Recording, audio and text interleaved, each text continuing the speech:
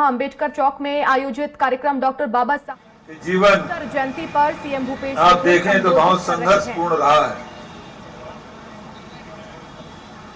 मध्य प्रदेश के इंदौर के पास महू नगर में उनका जन्म हुआ।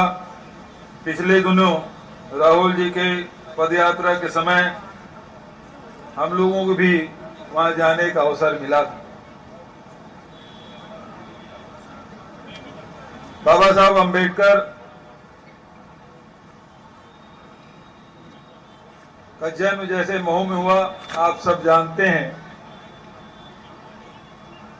शारीरिक रूप से बहुत मजबूत थे बालक, खेल कूद में भी अव्वल रहने वाले, शिक्षा में भी बहुत कुशाग्र बुद्धि के थे।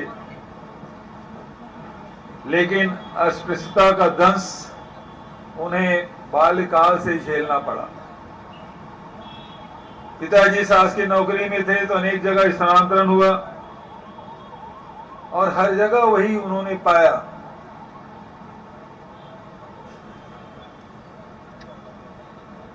धीरे धीरे आगे बढ़ते गए और पूरे देखा कि भारतीय समाज में जो सबसे बड़ी कमजोरी है वह अस्पृश्यता की है। इसके लिए वो आवाज लगातार उठाते रहे। भारतीय दर्शनों में हम देखते हैं कि वसुधैव कुटुंबकम की बात होती है, पूरा विश्व हमारा परिवार है। तो वैचारिक रूप से तो हम बहुत ऊंचे हैं, लेकिन हमारा जो व्यवहार है वो बहुत ही, कह सकते हैं कि जितना विशाल विचार है उतना ही छोटा हमारा व्यवहार आप दिखाई देगा। हम कुत्ते बिल्ली के गोद में ले सकते हैं, लेकिन मनुष्य के साथ भेदभाव करते हैं, छुआछूत करते हैं, स्पर्श करके अपमानित करते हैं। इस पीड़ा को देश के बहुत से महापुरुषों ने महसूस किया, उसके लिए संघर्ष किया। उसी प्रकार से बाबा साहब भीमराव अंबेडकर ने भी सभी दलित, शोषित, पीड़ित लोगों की आवाज को बनकर लड़ाई लड़ते रहे। एक तरफ देश में आजादी की लड़ाई लड़ी जा रही थी, तो दूसरे तरफ बाबा साहब अंबेडकर ये जो दबे कुचले शोषित पीड़ित समाज है उसको संगठित करके उनकी आवाज बुलंद कर रहे थे। अनेक विचारधाराएं इस देश में चल रही थी, उसमें एक विचार यह भी था, देश यदि आजाद भी हो जाए और ये दबे कुचले शोषित पीड़ित समाज की स्थिति में कोई बदलाव नहीं हुआ तो ऐसी आजादी का क्या अर्थ।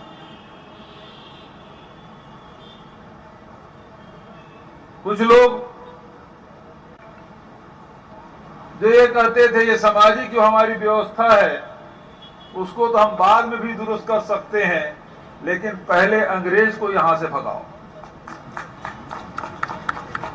ये विचारधाराएं समानांतर चलती रही। देश आजाद हुआ, उसके पहले पूना पैक्ट जो हुआ उसमें बहुत सारी बातें कही जाती थी महात्मा गांधी और अंबेडकर के संबंधों के बारे में। लेकिन देश आजाद हुआ, नेहरू जी प्रधानमंत्री बने और महात्मा गांधी ने नेहरू जी के बुला के कहा कि कानून मंत्री यदि किसी को बनाना है तो बाबा साहब भीमराव अंबेडकर को बनाना।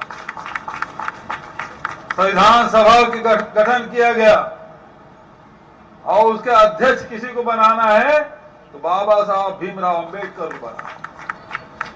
और उन्होंने जो संविधान बनाया, उसके अध्यक्षता में जो संविधान बना, आज 135 करोड़ की आबादी वाले देश के लोगों की सबसे बड़ी ताकत वही है जो हमें संविधान में मिला हुआ है, हमको अधिकार मिले हैं, वही हमको अधिकार देता है। लेकिन बाबा साहब भीमराव अम्बेडकर ने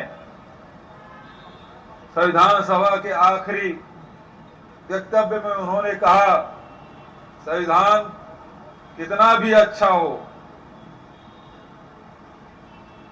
लेकिन उसको लागू करने वाला व्यक्ति के ऊपर निर्भर करता है कि संविधान का उपयोग किस प्रकार से होगा। आज की स्थिति क्या है?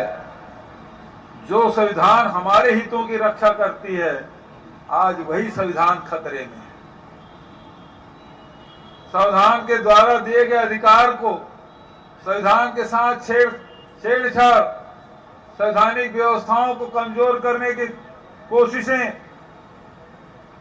लगातार हो रही है। तो संविधान बचेगा तो हम सब बचेंगे। लोकतंत्र है इस संविधान के कारण से। यदि ये संविधान नहीं बचेगा तो हम सब खतरे में पड़ जाएंगे। चाहे वो अनुसूचित जाति हो, जनजाति हो, पिछड़े वर्ग के हो, चाहे वो महिलाएं हो, युवा हो, चाहे अल्पसंख्यक हो, कोई भी वर्ग हो, यही संविधान आपको अधिकार संपन्न बनाती है। आदरणीय साथियों, केवल संविधान की बात नहीं, केवल कानून की बात नहीं, बल्कि बाबा साहब अम्बेडकर ने समाज की संरचना, समाज में बदलाव लाने के भी प्रयास किया। हजारों की तादाद में नागपुर में, लाखों की तादाद में महासमाज के लोग जाके बौद्ध धर्म ग्रहण किया। नवबौद्ध जो बने भारत में, तो बुद्ध के दर्शन तो थे, लेकिन बौद्धिस्ट नहीं थे। लेकिन नवबौद्ध बाबा साहब अम्बेडकर ने बनाया। और बाबा साहब अम्बेडकर ने कहा, सभी जितने भी दलित, शोषित, पिछड़े वर्ग के लोग हैं, उनसे उन्होंने कहा, शिक्षित बनो, संगठित हो और संघर्ष करो। ये नारा उन्होंने दिया। अभी वासनीकर जी ने जो बात कही, स्वतंत्रता की बात कही, समता की बात कही, लेकिन भगवान बुद्ध का जो संदेश है, अंत में बाबा साहब अम्बेडकर ने भी कहा, प्रज्ञावान बनो, करुणावान बनो, मैत्री करो। प्रज्ञा, करुणा और मैत्री का संदेश जो भगवान बुद्ध का है, उन्होंने, बाबा साहब अम्बेडकर ने भी समाज को अंगीकार करने के निर्देश दिए। आदरणीय साथियों, आज बाबा साहब अम्बेडकर नहीं है, महात्मा गांधी जी नहीं है, उसके जीव अम्बेडकर साहब के जीते जी ही महात्मा की हत्या हो गई थी। बड़े अंतर की बात करते हैं गांधी जी और वैचारिक मतभेद, लेकिन दोनों को उद्देश्य एक था। गांधी जी की हत्या होने के बाद अम्बेडकर साहब बंबई में कहीं पैदल घूम रहे थे। गांधीवादी एक विचारक मिल गए, उनसे टकरा गए। उन्होंने अपनी दूसरी शादी होने की सूचना उन्हें दी और सड़क पार कर गए। फिर उन्हें कुछ याद आया, वो फिर वापस आए और उस गांधीवादी व्यक्ति से कहा उन्होंने, यदि आज बापू जीवित होते तो बहुत खुश होते। ये उनके संबंध थे। आदरणीय साथियों, अंबेडकर जैसे व्यक्ति कोई हर शहर, हर गांव में पैदा नहीं हो सकता। सदियों में एक आध बार कोई अंबेडकर जैसे व्यक्ति पैदा होता है, सैकड़ों सालों में। आज उसकी जयंती हम सब मना रहे हैं। मैं उन्हें अपनी श्रद्धा सुमन अर्पित करता हूं। अभी हमारे संचालक महोदय ने पिछले समय जो भवन के लिए राशि दी, इस मूर्ति के दूसरे बनाने के अनुरोध उन्होंने किया था, सारे कार्य स्वीकृत हो गए और उन्होंने धन्यवाद दिया। उसके लिए मैं उन्हें धन्यवाद देता हूं कि आप वो सारी बातें याद है। अन्यथा होता ये है कि काम निकल जाता है और आदमी भूल जाता है, लेकिन आपको याद है, इसके लिए मैं आपको धन्यवाद देता हूं। आजकल सारे लोग नई राजधानी में जमीन मांग रहे हैं।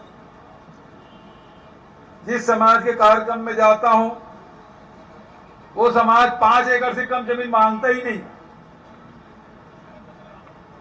चाहे कोई समाज। और यहां आया तो फिर 25 एकड़ से कम हो ही नहीं रहा है।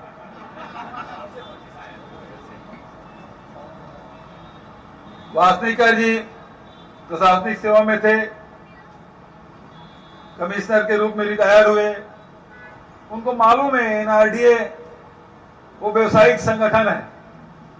आपको जितनी जमीन चाहिए पैसा दीजिए, ले लीजिए, अन्यथा शासकीय भूमि देख लीजिए। और उसके लिए भी हमने नीति बना ली है। जो अनुसूचित जाति, जनजाति, पिछड़े वर्ग के लोगों को 10% में आपको भूखंड उपलब्ध कराया जाएगा। जो अपर क्लास के हैं उसको 15%। तो सबके लिए व्यवस्था हमने कर दी है। और आपको पहले जमीन चिन्हांकित कर लीजिए। राजस्व विभाग में अधिकारी थे, उसकी प्रक्रिया का आप जानते हैं। उतनी जमीन आपको जहां उपलब्ध मिले वो ले लीजिए। एनआरडीए में तो आपको एनआरडीए का अधिकारियों से बात कर लीजिए और जितना पैसा जमा कर सकते कर लीजिए, उतना जमीन ले लीजिए। अन्यथा शासकीय भूमि देख लीजिए, जितना जमीन लेना है। हमने किसी को मना नहीं किया। राशि जमा कर रहे हैं, रजिस्ट्री करा रहे हैं और रजिस्ट्री होने के बाद समाज को भवन बनाने के लिए पैसा दे रहे हैं। तो आपसे भी आग्रह कि भाई जितनी जमीन आप, जितना समाज के लोग मांग रहे हैं, मैं हिसाब लगा रहा तो उतनी जमीन तो बची नहीं है नई राजधानी में। और ऊपर से आप 50-100 एकड़ की बात कर रहे हैं। और जो जिस उद्देश्य के लिए कर रहे हैं उसके लिए मैं आपको बताना चाहता हूं। अनुसूचित जाति के लिए 200 सीटर हॉस्टल और वहां ट्रेनिंग के लिए व्यवस्था की जाएगी, कोचिंग की व्यवस्था की जाएगी, इसकी हमने घोषणा की है। गुरु घासीदास जी का भी संग्रहालय बनाने की घोषणा हमने की है। शहीद वीर नारायण सिंह जी के स्मारक, उसका काम चल रहा है। और विश्व स्तरीय, अभी स्वामी आत्मानंद अंग्रेजी स्कूल तो सभी ब्लॉकों में हमने खोला। विश्व स्तरीय स्कूल, बोर्डिंग स्कूल हम नई राजधानी में शासन की ओर से बना रहे हैं। तो शिक्षा हम तो निःशुल्क करा ही रहे हैं। आपको यदि कहीं चाहिए 100 एकड़, 50 एकड़, 25 एकड़, मैं नहीं समझता किसी गांव में भी मिलेगी इतना जमीन। आप देख लीजिए, किसी गांव में मिलता है और वहां से एनओसी ले लीजिए, रजिस्ट्री करा लीजिए। भवन बनाने के लिए जरूर राशि मैं उपलब्ध कराऊंगा आपको। इन्हीं शब्दों के साथ आप सब ने मुझे आमंत्रित किया। जाति प्रमाण पत्र बनाने के लिए भी आपने आवेदन दिया है। मैं समझता हूं पिछले सरकार की अपेक्षा इस सरकार में हमने बहुत सारे परिवर्तन किए हैं। पहली बात यह है, जिसके पिता के पास जाति प्रमाण पत्र है, नवजात शिशु को भी जाति प्रमाण पत्र देने की व्यवस्था कहीं है तो केवल छत्तीसगढ़ में। दूसरी बात, सरलीकरण हमने किया है। ग्रामीण क्षेत्र में यदि आपके पास 50 साल का रिकॉर्ड नहीं है तो ग्राम सभा से आप अनुमोदित करा लीजिए। शहर है तो शहर में, चाहे नगर निगम हो, नगर पालिका, नगर पंचायत हो, सामान्य सभा में आप प्रस्ताव पारित करा लीजिए, मिल जाएगा। लेकिन एफिडेविट के आधार पर आप जाति प्रमाण पत्र मांगे तो ये अभी तो स्वीकार नहीं है। क्यों स्वीकार नहीं है कि आज बहुत सारे ऐसे लोग हैं जो फर्जी जाति प्रमाण पत्र बना के नौकरी कर रहे हैं और नौकरी करने के बाद उसके छानबीन शिकायत होती है। छानबीन समिति बनी है जिसके बारे में आपको जानकारी है।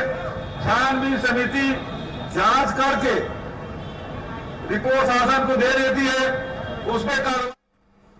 तो रायपुर से मुख्यमंत्री भूपेश बघेल को आप सुन रहे थे। बाबा साहब भीमराव अंबेडकर के 132वीं जयंती पर कार्यक्रम का